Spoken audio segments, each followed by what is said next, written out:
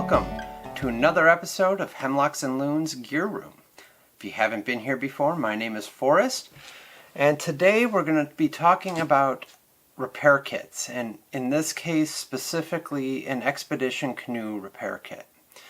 Some of the things we're going to go over everything that I have in here, some things that I don't have in here and why not, and then give you some potential additional ideas of stuff you may want in yours. The biggest thing to know is that no two people's repair kits are going to be alike, and what gear you have, what type of canoe you have, all those sorts of things are going to influence what you put into your repair kit. But I think I have enough stuff in here that is quite universal that you'll want to consider for your repair kit. So let's get started. First, let's start off with the weight of this kit that I have. So this one weighs 41.45 ounces. That's 2 pounds, 9.4 ounces. And that's 1,175 grams. The container you store your kit in should matter, especially if you care about waterproofing it. It's always a good idea to keep this stuff dry for a bunch of different reasons, and as we'll go through it, you'll see. This is an old Northwest River Suppliers box. I know they used to make like military first aid kits out of these same boxes and a bunch of other stuff. I don't think you can find these new today, at least if you can. I haven't been able to find them new. This one I've had for probably 15 to 20 years. It's just got two simple little clips here, and it opens. It's got a nice little rubber seal. I mean, if this sat submerged for a while, it would end up leaking, but it'll keep this stuff dry. So let's go through what I got in here. So first, I have a nice thick roll of Gorilla Tape. I like this stuff better than duct tape. I think it works a lot better, and if you're trying to seal up a crack in a boat, this stuff works great. Next, I also keep some electrical tape, and this has a bunch of uses as well. I don't have anything specific on the top of my head at the moment, but I have used this a lot. I do have one of these gel packs to help keep moisture out of here sitting in here. Let's see, next, let's go to sewing. So, I don't know if you've ever seen one of these before. It's called a speedy stitcher. This is a really good hand sewing awl to sew up, anything that's really thick. So a lot of portage packs are made out of really thick, either canvas or a really heavy synthetic material. If you need to restitch something on any of those packs, this is great.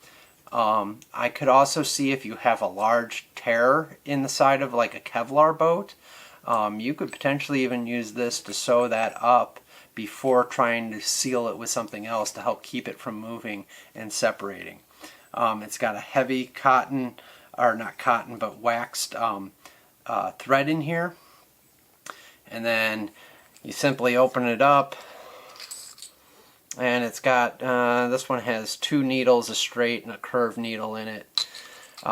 If you've never seen one of these before in action, I'd go and just get on YouTube here and search Speedy Stitcher and see how one of these works. Then next I have another sewing kit in here. It's got a little bit of everything, a bunch of different threads, a bunch of different needles. There's even a stitch ripper in here, and then I have some small screws in here as well, just because this was a good place to hold on to them.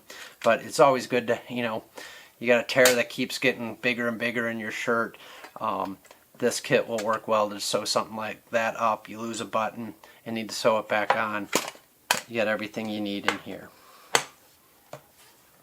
I have just some basic wire. Lots of different things that you could use that to fix. In here I have a zipper kit. I've got like 4 or 5 different sizes. No, maybe not even that many. It looks like 4 different sizes in here for fixing zippers. You know, you have your zipper go on your tent, or a bug net, or rain jacket. It could lead to a really pain in the butt and a nasty trip. So it's nice to be able to repair those things. So in here I've got some tenacious tape along with a little brush.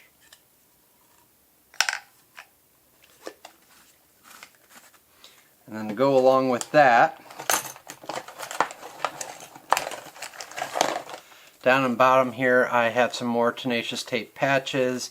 There's also a couple of pieces for fixing screen in here. Just if you get a tear in your clothes, in your tent, in any kind of fabric, these work really well to seal those up.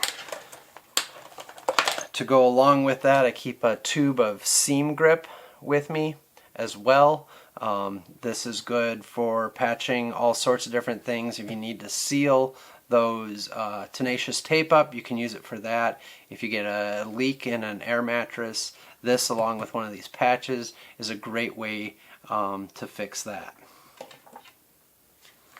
I also have a C-line vinyl dry bag repair kit. I carry my gear usually not in a regular old portage pack, but in one of those large 120 liter dry bags. It's a vinyl bag, and that's what this is for. Should I get some kind of damage to that, I can use this to repair that. This is something called liquid PVC or PVC stitch. It's just another good kind of duct tape of sealants that can be used to repair all sorts of things. And then I keep a small container of just good old super glue around. Again, can repair all sorts of things. As you see, I wear glasses, so I keep a small glasses repair kit. If you wear sunglasses or anything, this is always nice to have around. It has a screwdriver, it's got a bunch of extra screws, it's got some nose felt, and then I've also got a little baggie that contains a couple of the nose pieces for most glasses. I keep a couple of tools with me. One is this little screwdriver. It has a slotted and a Phillips head in it. And then I also carry a Leatherman tool. This is the Wave. I like this one because it has quite a bit of different stuff on it. I like having the needle nose, the wire cutters. It's got a saw. The other great thing about this is it does have scissors in it as well. So it's a great tool. And if you're talking like a canoe and you end up losing, or the bolts start loosening up, on my canoe they are long screws with a nut on the back side. I can use my Leatherman to hold on to that nut, and then this screwdriver to screw it all in. If I just had this, the screwdriver's attached along with the pliers, and I wouldn't be able to hold that nut and turn that screw at the same time. So that's why I have two different tools. You may want to consider also carrying a small wrench, specifically for any size nuts that you have. Again, anything you add is going to add weight. This seemed like the most weight economical decision, is to use those two. Then I just have some repair buckles in here. This is a type of repair buckle. It's the type with the screws in the end, so you can, if you've got a sewn loop and your buckle breaks, you can use these screws to get into that sewn end. I have two different sizes. This is not a straight up repair buckle, but this is usually just another different size to fix something. I also have this slide, which can help as well with repairs. I actually have two of these barrel locks. I have a bunch of different stuff that have these barrel locks on them, and they're just nice to have. And then I do not recall how or why this cotter pin ended up in this kit, but it's always been in this kit, and for whatever reason I've left it in there. It probably could find some good use for it if I need it, so I've been unwilling to get rid of it. I have some alcohol pads in here. This is just to help clean areas if you're putting any of those patches on. I do have a little bit of instructions for some of this stuff down in here. I have this old film canister here that I've got just a whole bunch of disposable, not latex, but just disposable gloves. That way if you're working with like any of these materials, which can be quite gooey and messy, this way you can keep your hands clean while you're doing it. And they're backup. I mean, I carry these in my first aid kit as well, but should something happen and I need more, there's a backup. I think there's 3 pairs sitting in here, maybe 4 pairs. This is a backup for that as well. I carry a little bit of extra webbing with me. You never know what you might need this for. Again, you know, you could use the speedy stitcher with this to extend or fix something. So this is a good bunch of stuff to have. And then I carry a bunch of, I've got this roll of plastic with these rubber bands on it. And inside that I carry a whole bunch of zip ties. I think I got 4 or 5, and there's a couple different sizes in there and colors to help with repairs. And then this plastic, I believe, is 4 foot by 5 foot or 4 foot by 4 foot. I don't remember exactly for sure, but again, this could be used to help seal a large hole in a tent, you know, short term. Depending on what kind of if you had a whole lot of damage to a canoe, you might be able to use this as well to help repair it. It's just kind of, you know, an insurance policy on a bunch of different stuff. You can cut it up small if you need to. Just a good thing to have with you.